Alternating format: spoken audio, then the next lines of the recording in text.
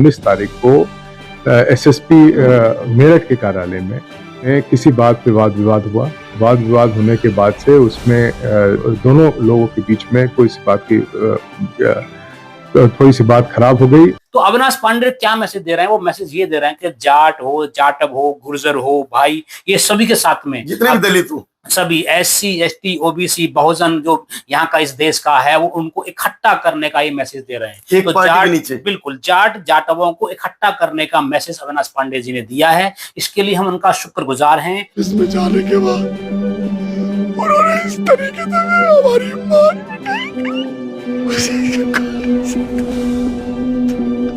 मैं चिल्लाता रहा, भैया भैया माफ कर दो, कोई गलती हो माफ।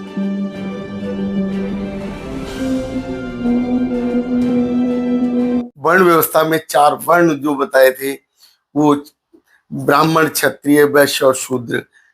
अब ना तो कोई जाट, ना कोई गुजर, ना ही कोई अन्य जो है जाति एससी एसटी की, वो ऊपर के 3 वर्गों में नहीं आती, क्योंकि ना तो ब्राह्मण, ना क्षत्रिय, ना वैश्य। अब जो चौथा वर्ण बचता है शूद्र, उस चौथे वर्ण में वो जातियां आ जाती हैं। तो अविनाश पांडे जो कि उच्च श्रेणी का व्यक्ति जो अपने आप को कहता था, शायद उसने बहुत समझदारी का काम किया। उसने ये बता दिया कि मैं एसएसपी हूं और मेरी सरकार है, मेरी सत्ता है, मेरी ताकत है, लेकिन तुम्हारी कोई औकात नहीं। इसलिए अभी भी समय है, एकजुट हो जाओ। 2027 आने वाला है, 2027 में इलेक्शन आने वाले हैं। 2027 के लिए अपनी सोच मजबूत करो, बिखरो मत, एकजुट हो जाओ। जो बाबा साहब का संदेश था, अविनाश पांडे ने वही संदेश दिया। अविनाश पांडे ने जो जाट और चमार की जो पिटाई की, उससे ये बताया बहुत बड़ा मारा है कि दोनों तुम एक ही हो, हमारी नजरों में एक ही हो। सही बात है। इसलिए जब तक पिटोगे, जब तक तुम एकजुट नहीं हो जाओगे, और जब तक तुम अलग अलग पार्टियों में बिखरे रहोगे, तब तक तुम सत्ता में नहीं आओगे। इसलिए 2027 के लिए मजबूत हो जाओ। क्या करेगा या जाट का क्या मन है, माफ कीजिए, ये ठेका तो मैंने कभी लिया नहीं था। सभी साथियों का बहुत बहुत स्वागत। साथियों, आज का जो है मुद्दा, वो आखिर दलितों पर अत्याचार क्यों होते हैं। अभी देखा गया एक वीडियो जिसमें मेरठ का वीडियो है, और मेरठ के जो एसएसपी थे, अब थे कहा जाएगा क्योंकि उनका घटना के बाद ट्रांसफर कर दिया गया। अब वो घटना क्या थी, बड़ी बात तो है कि घटना क्या थी, मुद्दा क्या था। मुद्दा था कि मेरठ के अंदर जो दलित बेटी, उसका जो है अपहरण, फिर रेप, और उसके बाद फिर उसकी बॉडी को पूरी तरीके से अस्त व्यस्त कर दिया गया। उस पर जो भी केमिकल डाला गया, उसके सबूत खत्म करने की कोशिश की गई। उसका चेहरा भी पूरी तरीके से खत्म कर दिया गया। अब मुद्दा तो दलित बेटी से लेकर था, लेकिन अब जो समाज जो वहां पहुंच रहा है, जो लोग वहां पहुंच रहे हैं उस बेटी के समर्थन में, उन लोगों के ऊपर किस तरीके से पुलिस के द्वारा वो हमले हो रहे हैं। देखा जा रहा है कि पुलिस खुद आज के टाइम एक हमलावर हो रही है, जो कि देश की रक्षक, जनता की रक्षक होनी चाहिए। उसके बावजूद आज जो देखा जा रहा है, वो रक्षक की जगह वो वही प्रताड़ित करने वाली जो है पुलिस बन गई है। हमारे समाज के अंदर जो भी उत्पीड़न हो रहा है, ना तो सरकार उसका साथ दे रही है और ना ही पुलिस उसका साथ दे रही है। जो लोग उनके साथ खड़े हो रहे हैं, उनकी भी कुटाई और ठुकाई की जा रही है। अब 2027 का इलेक्शन है, 2027 के इलेक्शन को भी कोई अहमियत नहीं दी जा रही। शायद सरकार के दिमाग में ये है कि जो है आप कुछ भी कर लो, सत्ता तो हमारी आएगी। और जो मेरठ के एसएसपी थे अविनाश पांडे, उन्होंने पहले रवि गौतम को गाड़ी के अंदर, वैन के अंदर किस तरीके से पीटा, पूरे देश ने देखा। और अब समाजवादी पार्टी के जो कि नेता कहें, वो जाट और चमार, दो लोग उनकी ढंग से कुटाई की। अब ढंग से जो कुटाई की उससे मैसेज क्या दिया, एसएसपी साहब ने मैसेज क्या दिया भाई साहब, हमारे दर्शकों को ये बताएंगे? बहुत बहुत धन्यवाद। जय भीम, जय भारत, जय संविधान। जो मैसेज अविनाश पांडे जो एसएसपी हैं मेरठ के रहे हैं, अब तो नहीं, अभी तो उनका ट्रांसफर झांसी की साइड में कर दिया गया है, वो मैसेज ये देना चाह रहे हैं कि दो बंधु हैं, एक जाटव हैं और एक जाट हैं, दो कम्युनिटी से व्यक्ति हैं और दोनों जा रहे हैं, किसान नेता हैं, किसानों के लिए कार्य करते हैं, मजदूरों के लिए काम करते हैं, वो अपनी मांग रखने के लिए, बात रखने के लिए वहां जा रहे हैं। तो अविनाश पांडे ने इस हिसाब से मतलब ठुकाई करी है कि उस भाई की आंख भी इस वक्त बहुत ही खतरनाक, बहुत ही मतलब खराब स्थिति में है वो, और वो शायद डैमेज ही होनी है जो आंख है, जिसकी प्रेस कॉन्फ्रेंस भी करी है। तो अभी आपने सवाल किया कि अविनाश पांडे क्या मैसेज देना चाह रहे हैं। देखिए, उससे पहले दो बातें हैं। एक तो पुलिस इस वक्त इतनी बर्बर हो क्यों रही है।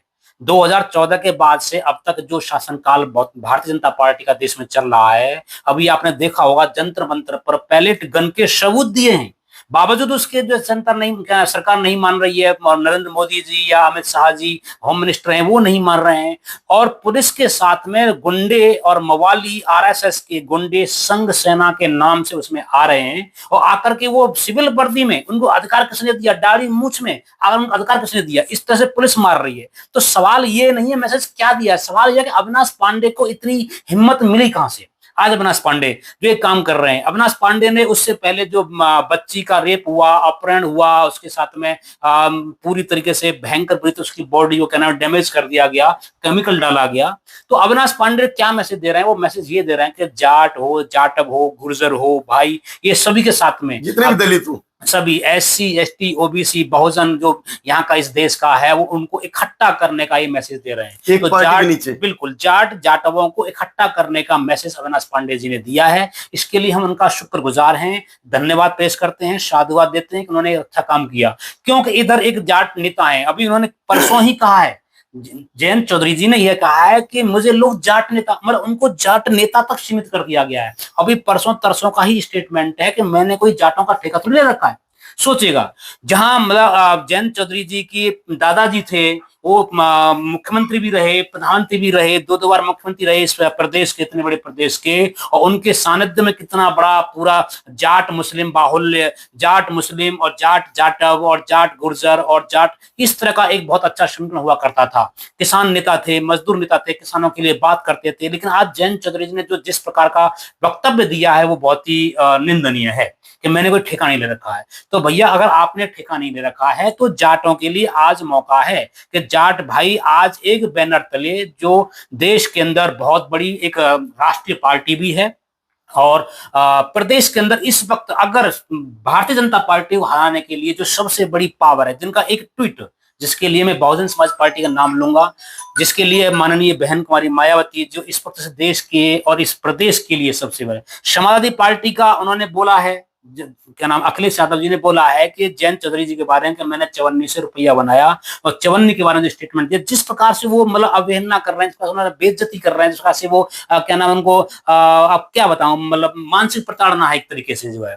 तो उनका भी स्टेटमेंट ऐसा नहीं है। तो मेरा तो मानना है कि जाट भाइयों को, जाट गुर्जरों को, उनके लिए, जाटों के साथ में अभी आपने देखा कि भारतीय जनता पार्टी की नेशनल कोर टीम बनी है। नेशनल कोर टीम में अभी संजीव बालियान जैसे बड़े नेता हैं, खुद जयंत चौधरी बड़े नेता हैं, और संजीव बालियान जैसे बड़े नेता हैं, उनको भी नेशनल कोर टीम में नहीं लिया गया है। मतलब मेरा कहना का मतलब है कि RSS की कोर टीम हो, चाहे Bharatiya Janata party core team में हो, जाट कहीं नहीं है, गुर्जर कहीं भी नहीं है। तो क्या जाट गुर्जर सिर्फ इस्तेमाल करने के लिए हैं, वोट का इस्तेमाल करने के लिए हैं, जाटों के लिए? SC ST का बिल्कुल। तो आज जो माननीय चौधरी चरण सिंह जी ने जो समीकरण अपनाया था, जाट, जाटव, किसान, मजदूर, मुसलमान, इनका सबका एक समीकरण बनाया था, और 100 से ऊपर, 125 से ऊपर सीटें जो लेके आए थे, आज उनका मैं चाहता हूं कि माननीय बहन कुमारी मायावती जी के यहाँ पर जो है आप उठा के देखिए शासनकाल, जिसको एक गुड गवर्नेंस के नाम से दिया जाता है, बहन कुमारी मायावती का जो शासनकाल है, एक भी हत्याकांड, एक भी बहुत बड़े कांड आपने देखा, समाजवादी पार्टी के तहत जो है कितने सारे मुसलमान मारे गए थे, जाट मारे गए थे, हत्याकांड हुआ था, 100 से ऊपर लोग मारे गए थे, कितना बड़ा बवाल हुआ था। लेकिन बहन जी के शासनकाल में भी एक स्टेट डिसीजन आया था, सुप्रीम कोर्ट का डिसीजन आया था, अयोध्या मंदिर का डिसीजन आया था, आया नहीं आता, लेकिन मजाल जो पत्ता भी हिल जाए पूरे प्रदेश के अंदर, मजाल पत्ता भी हिल जाए पूरे प्रदेश के अंदर, लेकिन ऐसा नहीं हुआ। तो मैं आज अविनाश पांडे जी ने जो स्टेटमेंट, जो वारदात की है, जो उन्होंने मैसेज दिया है, वो मैसेज ये है कि आज वक्त आ गया है, जाट भाई आज अपने आप को अनाथ महसूस कर रहा है, अपने आप को यतीम महसूस कर रहा है जाट भाई। आज वो जाए तो जाए कहां? सिर्फ 35 सीटों पर उन्होंने गठबंधन किया था, आज वो उनकी वो भी नहीं है, सिर्फ 3 सीट एक राज्यसभा मेंबर के लिए, और माननीय चौधरी चरण सिंह जी को भारत रत्न दे दिया। इसी वजह से माननीय चौधरी चरण सिंह जी तो भारत रत्न के लायक थे, उनको बहुत पहले मिल जाना चाहिए था। उन्होंने किसानों के लिए, मजदूरों के लिए जो काम किए, लेकिन नहीं लिया। तो क्या इस एवज में जाट अपना पूरा वोट बेच देगा? क्या जाट आज, जाट जो किस स्थिति में है, जाट का बहुत बहुत बुरी स्थिति में है। जाट भाइयों से मैं कहना चाहता हूं कि भाइयों आज मौका आ गया है आरएसएस और बीजेपी के लिए। आप काम कहां कर रहे हो पहले ये देखिए। न आप नेशनल कोर टीम में हो, न स्टेट कोर टीम में हो, और डिसीजन मेकिंग में नहीं हो, न आरएसएस की में, न क्या नाम है बीजेपी की में। तो फिर आप कहां हो? ऐसे गुर्जर भाइयों से कहना चाहता हूं, गुर्जर भाइयों का अपना इतिहास है, जाट भाइयों का अपना इतिहास है। जाटों के लिए चाहे सर छोटूराम हो, सरदार भगत सिंह जी हो, चौधरी चरण सिंह जी हो, चौधरी बरन सिंह हो, चाहे सर छोटू क्या नाम है सूरजमल हो, बहुत सारे लोग रहे हैं, बड़ा कार्य किया है, लेकिन आज वो अनाथ स्थिति में है। तो भाइयों, मैं आप सब भाई साहब के चैनल के माध्यम से कहना चाहता हूँ, आज वक्त आ गया है सभी को इकट्ठा होने का एक उसमें। और इस वक्त उत्तर प्रदेश के अंदर बहुत अच्छे तरीके से सक्रिय मोड में है। विद्यार्थियों के लिए भी उन्होंने ट्वीट किया है, उन्होंने मैसेज दिया है, और किसानों के लिए भी। किसान आज बदहाल स्थिति में है। गन्ने का, चीनी का कितना बड़ा मूल्य बढ़ा है, बताइए। गरीब आदमी कहां जाएगा, मजदूर आदमी कहां जाएगा, किसान आदमी कहां जाएगा, बताइए। आज 65 से 70 रुपए की चीनी हो गई है। उन्होंने सारा एथेनॉल में डाल दिया है। 20% एथेनॉल गाड़ियों में पेट्रोल के रूप में दे रहे हैं। गडकरी दे रहा है, नरेंद्र मोदी जी दे रहे हैं, और अमित शाह दे रहे हैं, बताइए। अच्छा, जैसे कि अभी आपने कहा कि जो है अविनाश पांडे जी ने जी जो पीटा है जी, वो अच्छा काम किया है। तो आपका कहने का मतलब क्या है? क्या जितने पिटेंगे, जितने ठोकेंगे, उतने समझेंगे? नहीं, हालत ऐसी पैदा कर दी है भारतीय जनता पार्टी का। आप एनसीआरबी का डाटा उठा के देख लीजिए, आप नीति आयोग का डाटा उठा के देख लीजिए। ये लोग नीति आयोग में अपने लोग भेज करके तब रिपोर्ट तैयार करवाते हैं, बताइए। मतलब नीति आयोग की जो रिपोर्ट आएगी, कोई चाहे वो बेरोजगारी की आएगी, चाहे किसी प्रकार की रिपोर्ट आएगी, कृषि से रिपोर्ट आएगी, किसी रिपोर्ट आएगी, वो रिपोर्ट अपने ही लोग बैठा करके वो रिपोर्ट बता रहे हैं कि ये बेरोजगारी हमने खत्म कर दी है, गरीबी इतनी खत्म कर दी है। जब गरीबी खत्म कर दी है तो 85 करोड़ लोगों को तो हम 5 करोड़ राशन दे रहे हो, गरीबी खत्म हो गई है। आप कहते हो कि 5 किलो कहाँ, अब तो 3 किलो पे आ गए। वही तो मैं कहना चाह रहा हूं कि सर, मतलब गरीबी अगर खत्म कर दी है तो तुम्हारी नौबत यहां आ गई है। तो गरीब जो है 35 करोड़ नहीं है, जो सुरेश तेंदुलकर कमेटी कहती है, और भी कई सारी कमेटियां कहती हैं कि 30 करोड़ के आसपास गरीबी रेखा से नीचे है। मैं नहीं मानता, मैं तो 85 करोड़ 90 करोड़ लोगों को गरीब मानता हूं, जो 5 करोड़ राशन पर चल रहे हैं। भाई अगर उनको 5 करोड़ राशन दे रहे हैं आप, तो जो वो गरीब से रेखा है कि नहीं है? अगर वो गरीब नहीं होते तो क्यों लेंगे? तो सरकार ने ये हालत पैदा कर दी है। तो आज ये भारतीय जनता पार्टी ने अपराध के क्षेत्र में समाजवादी पार्टी को बहुत पीछे छोड़ दिया है।